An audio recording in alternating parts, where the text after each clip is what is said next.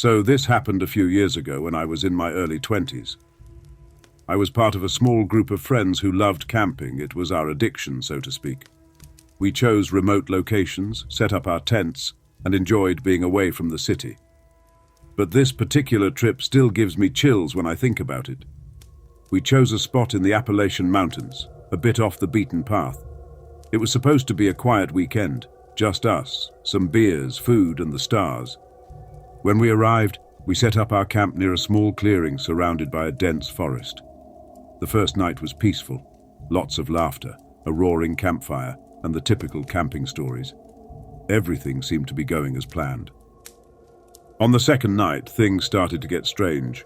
Around midnight, we were all sitting around the campfire when we heard a noise coming from the bushes.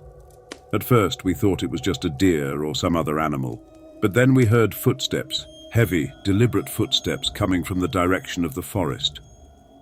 We all went silent, trying to identify the source of the sound. One of my friends, Jack, grabbed a flashlight and pointed it in the direction of the noise. For a second, we saw a figure standing just beyond the tree line. It was tall and looked like a person, but before we could get a better look, it vanished into the darkness. We dismissed it, thinking it might just be a trick of the light or that we were imagining things. Later that night, I woke up to what I thought were whispers. I sat up in my tent, trying to make sense of it. The whispers were soft, almost as if they were coming from a distance. I unzipped my tent a little and peered out. The campfire had died down, and everything was shrouded in darkness. Still, I could hear the whispers, and it seemed like they were circling our camp. I stayed quiet, listening, and eventually, the whispers faded away. I told myself it was just the wind and somehow managed to fall back asleep. The next morning, I mentioned it to the group, but no one else had heard anything. On our last night, we decided to stay up a bit later, partly joking, but also keeping an eye out for our mysterious visitor. As the night went on, we heard the footsteps again, this time closer. Jack, being the brave one, grabbed his flashlight and walked towards the sound. The rest of us followed, trying to make as little noise as possible. We reached the edge of the clearing and scanned the forest with our flashlights. That's when we saw him. A man standing about 15 meters away, partially hidden behind a tree. He wasn't moving, just watching us. Jack called out to him, asking if he was lost or needed help. The man didn't respond. Instead, he turned and walked slowly into the depths of the forest. We debated what to do. Part of me wanted to pack up and leave right then, but it was late, and we were all too tired. We decided to take turns keeping watch just in case. I took the first shift. The campfire was low, and the forest around us was eerily silent. Every now and then, I'd hear a branch snap or some leaves rustle, but nothing out of the ordinary. About an hour later, I saw something moving near the edge of the clearing. I pointed my flashlight and saw the man again, standing about 10 meters away. He was closer this time, maybe 9 meters away. I could see his face, blank and expressionless. He didn't look lost or in need of help. He looked like he was watching us, studying us. My heart was racing, but I didn't want to wake the others unless it was absolutely necessary. I kept the light on him, hoping he'd get scared and leave. Instead, he just backed away slowly into the darkness. When my shift ended, I woke Jack and told him what I saw. He stayed alert, but the man didn't appear again. The rest of the night passed without incident. The next morning, we packed up quickly and left. As we were loading the car, I took one last look at the clearing and noticed something that gave me chills. There were large, unmistakable footprints leading from the forest to where our tents had been. We never found out who that man was or what he wanted. I never went back to that place, and honestly, I don't think I ever will. It's one thing to hear scary stories around a campfire. It's a completely different thing to live one.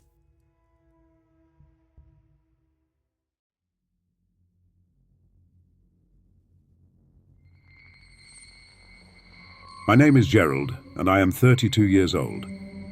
I work in technology and have always enjoyed providing unique experiences for my girlfriend, Amanda. We have been dating for 3 years, and on our 3rd anniversary, I decided to do something truly special. Amanda has always been passionate about American football, so I decided to rent a stadium in Texas for us to spend an unforgettable night camping in the middle of the field. This idea was crazy, but that's exactly why I did it. I planned everything down to the smallest detail. I contacted the stadium administration months in advance to negotiate the rental and waited for the month when the leagues had finished. When the month finally arrived, I organized everything, the logistics to ensure everything was perfect.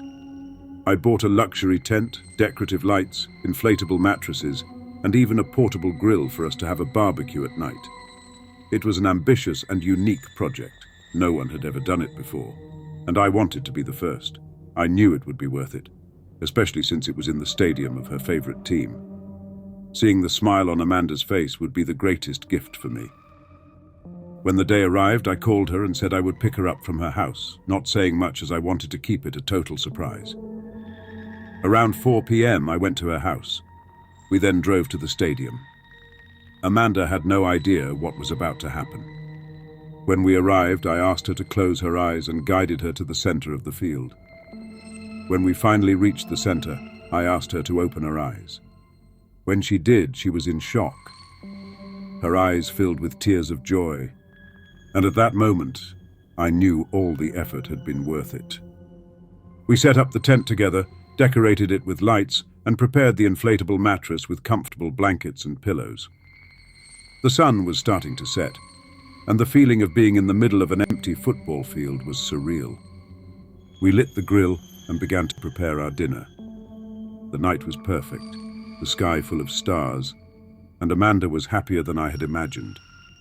While we ate, we talked about our plans for the future, our dreams and hopes. It was a magical moment, a memory I wanted to cherish forever. After dinner, we lay on the mattress and continued to talk, gazing at the stars and enjoying the tranquility of the place. Around midnight, we decided to go into the tent to sleep, as we had stayed up for a long time and it was time to sleep. I was almost dozing off when I heard a strange noise outside. At first, I thought it was one of the stadium security guards making their rounds, but the sound continued. It was as if someone was walking around the tent. It was definitely not a security guard. In the contract, I made it clear the limit where they could walk, and the field was not one of the places where they could walk. I woke Amanda up and told her I was going to check, but at that time, the stadium was completely dark. The lights were off, but I had to check. I grabbed a flashlight and went out of the tent, trying to make as little noise as possible. The flashlight illuminated small sections of the field, but I couldn't see anything unusual. The stadium was deserted and silent. I returned to the tent, trying not to worry Amanda. I told her it was nothing and that we should try to sleep. But deep down, something didn't feel right. I had a strange feeling, as if we were being watched. After a few minutes, I heard the noise again. This time it was closer, clearer. It was definitely the sound of footsteps. I went out again, now more alert, and started walking towards the sound. The flashlight's beam swayed as I walked, creating eerie shadows around me. That's when I saw him. A man was standing near the 50-yard line looking directly at me. He had a strange appearance, looking nervous, paranoid. His clothes were dirty and torn, and his eyes were wild, full of desperation. I tried to keep control of the situation, so I asked, "Who are you?" He didn't answer. He just stood there, watching me. I began to feel a mix of fear and adrenaline. Something was not right with this man. Slowly, I began to back towards the tent, not taking my eyes off him. When I turned to check on Amanda, I saw she was at the tent's entrance, scared. Before I could say anything, the man started walking towards us, slowly but determined. I didn't know what this guy wanted, but he was coming towards us. I shouted, asking what he wanted, trying to sound braver than I felt. He finally spoke. His voice was low, but almost made me pee my pants. He said he needed money. I approached Amanda and told her to go back into the tent and get her purse. While she did that, I tried to keep the man at a distance. I knew I had to act quickly without provoking him. Amanda returned with the purse. I took it and threw it to the man, who grabbed it quickly. I looked into his eyes and saw something I couldn't identify, something that seemed deeper than just desperation. He stood there, holding the purse, not knowing what to do next. I told him to take the money and leave. Clearly, I didn't want to start a fight with that man. In all this chaos, I forgot about the stadium security.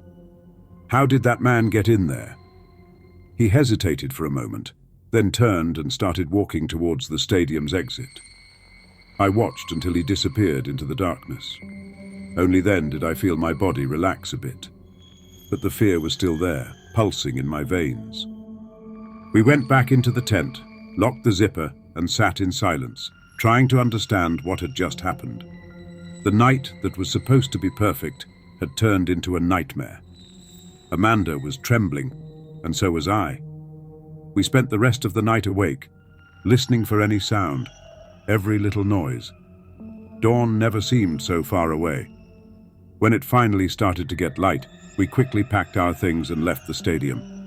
But first, I called the stadium management, complaining about the poor security. The experience had been too disturbing to stay there. When we got home, I called the police and reported the incident. They said they would investigate, but it didn't seem like there was much they could do. The man was desperate and, from what it seemed, homeless. Maybe they wouldn't find him. Maybe he had already left. A week later, I received a call from the police.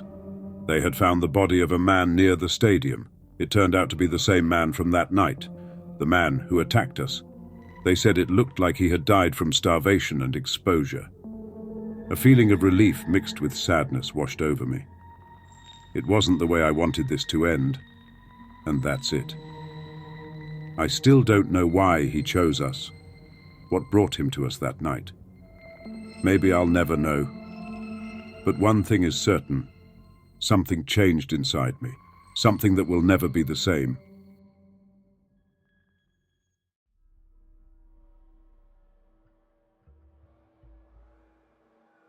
My name is Richard Johnson. I am 42 years old, a professional fisherman, and I live in a small town called Millersville in the state of Kentucky. I grew up fishing with my father in the rivers and lakes of the region, and from a young age, fishing became more than just a hobby. It became a passion. I work in a fishing gear store, and on my days off, I usually explore new places to fish. The idea of spending a week alone, just with my fishing rod and nature around me, always fascinated me.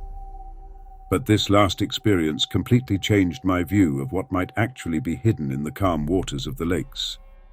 I had planned this trip for weeks. I had found a remote lake about 2 hours' drive from Millersville. It was an isolated place, perfect for fishing and relaxing. I bought a new tent because the goal was to be camped there for a week.